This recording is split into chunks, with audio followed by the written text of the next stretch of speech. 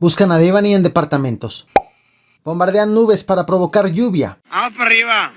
Y buscan a chica del cuchillo grabada en trifulca del partido Querétaro contra Atlas. Las cosas se salen de... Bienvenidos al Caporal del 19 de abril. ¡Comenzamos!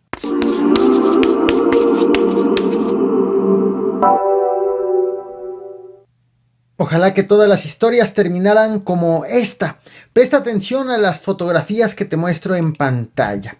Estás viendo unas imágenes tomadas por la cámara de seguridad del Hospital General número 1 en Tapachula, Chiapas. Esto fue tomado alrededor de la 1 de la tarde de este martes 19 de abril. Esta mujer entró al hospital y de alguna manera logró salir con un bebé recién nacido en brazos, un bebé que no era suyo. En cuanto fueron alertadas, las autoridades implementaron un operativo y rastrearon el taxi en el que se retiró la mujer con el bebé.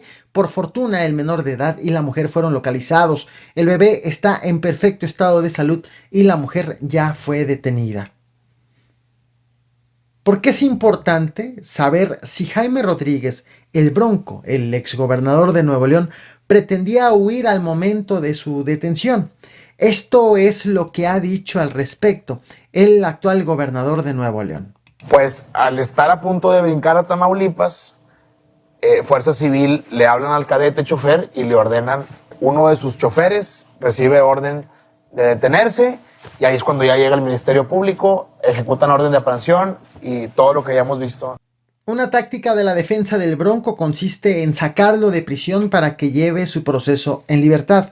Eso podrían considerarlo como una primera victoria.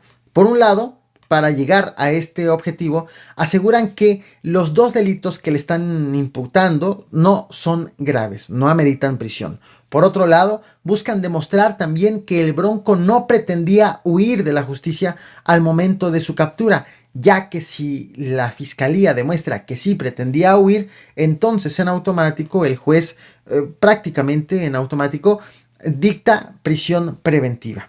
Ahora bien, por otro lado también insisten en que existe un deterioro en el estado de salud del Bronco. De este tema ya te he platicado en videos anteriores. Sobre este último punto, también en específico, a 35 días de haber entrado al penal de Apodaca, la esposa del exgobernador, Adalina Dávalos, ha asegurado que el Bronco ha perdido 10 kilos en prisión por diverticulosis, un padecimiento que le han detectado. A la orden, según la esposa del exgobernador, de 285 gramos diarios perdidos. Y otra táctica más, dado que no se sabe si será un juez local o federal el que va a llevar el caso por el delito de uso de recursos de procedencia ilícita, la esposa del Bronco también asegura que le están violando los derechos por dejar en el limbo el proceso en contra de Jaime Rodríguez. Es importante estar atentos de cómo va el caso por si por algún lado el Bronco alcanza a librar la prisión. La cuestión de los kilos, todo es a raíz de sus problemas que ha traído de la cuestión de enfermedad y pues la problema de la ciática también, muchas cosas que se le han manifestado durante muchos años, pero hoy pues es más notorio, ¿no? ¿Y cómo va la búsqueda de Devani? Recordarás, la joven de 18 años desaparecida el pasado 8 de abril en Escobedo, Nuevo León. En este canal te platiqué de cómo las autoridades realizaron una inspección al interior de un inmueble de la empresa Alcosa Transportes Internacionales. Cateo que estás viendo en este momento. Más que cateo en sentido estricto, fue una revisión, ya que se hizo sin orden de cateo, pero con autorización de los propietarios y encargados del negocio. Luego de esta revisión se hizo luego de varios videos obtenidos por cámaras de seguridad de la zona que mostraban a la joven acercarse a las instalaciones de la empresa sobre la carretera a Nuevo Laredo, más no entrar a las instalaciones. La revisión tardó aproximadamente 13 horas. Las autoridades informaron que no obtuvieron datos relevantes que ayuden a la localización de la joven. No solamente fueron revisadas las instalaciones, también fueron entrevistados trabajadores de esta compañía, quienes dijeron que pues tampoco habían visto a Devani. Y por cierto, en las últimas horas, la Fiscalía General de Justicia de Nuevo León realizó un cateo en el departamento de los condominios Constitución, en estos departamentos, para buscar pertenencias también de la joven. El resultado: el resultado fue negativo, según informaron las autoridades. Seguramente has escuchado hablar del bombardeo de nubes para provocar lluvia. Lo que se suele echar es yoduro de plata. Esta práctica, la de provocar la lluvia, ha estado bajo una serie de debates, incluso éticos, por las afectaciones que puedan dejar al ambiente.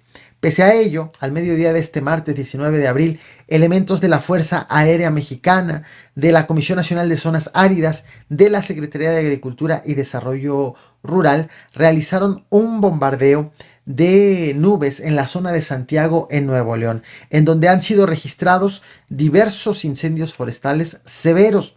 Este sobrevuelo fue hecho en compañía del gobernador de Nuevo León, Samuel García. El de hoy, este bombardeo, se trató del tercero hecho en la zona desde el 12 de abril a la fecha. Finalmente, las autoridades estatales informaron que el incendio forestal en la zona ya fue controlado en su totalidad.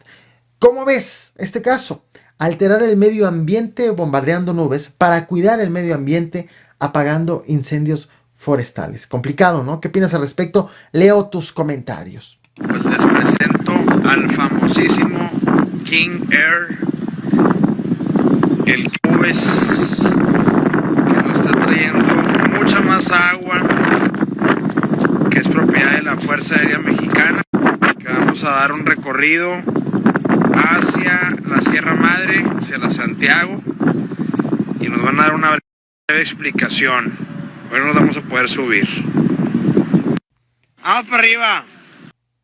Por su parte, la Conagua ha informado hace apenas unas horas que más de la mitad del territorio nacional y más de un tercio de los municipios del país se encuentra en condiciones de sequía. El último corte presentado con fecha del 15 de abril señala que el 52.2% del territorio del país tiene sequía de moderada a excepcional.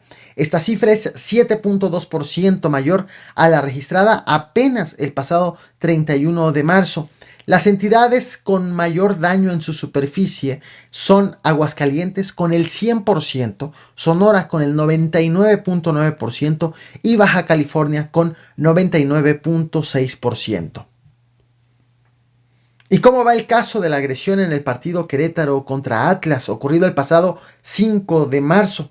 Ayer te platiqué sobre el micrositio abierto por la Fiscalía de Querétaro, abierto en internet, en donde se asegura que estará actualizando la información sobre el seguimiento de las investigaciones. Este martes 19 de abril, las autoridades lanzaron una nueva ficha de búsqueda, la cual estás viendo en este momento, para encontrar a otras 26 personas presuntamente involucradas en esa agresión.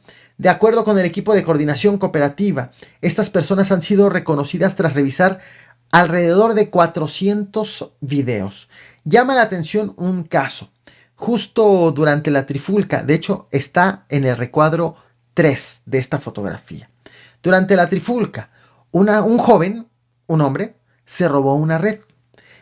Tuvo que usar un cuchillo para poder retirar la red de la portería. Esto fue videograbado.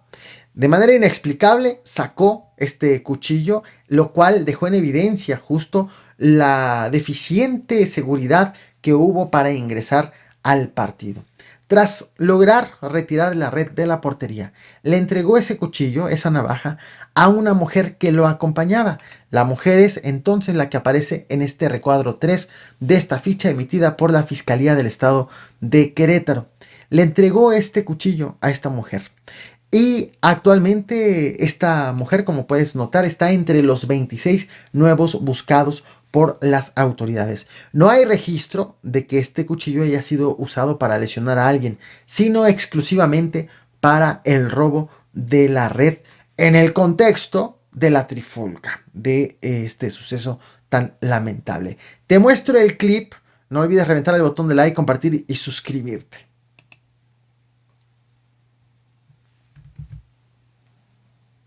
Se salen de control. Ya, le doy el Cuando cuchillo. hay invasión Mira, de cancha. ahí va el cuchillo, Entonces, la chava. A partir de esto, ¿qué es lo que viene?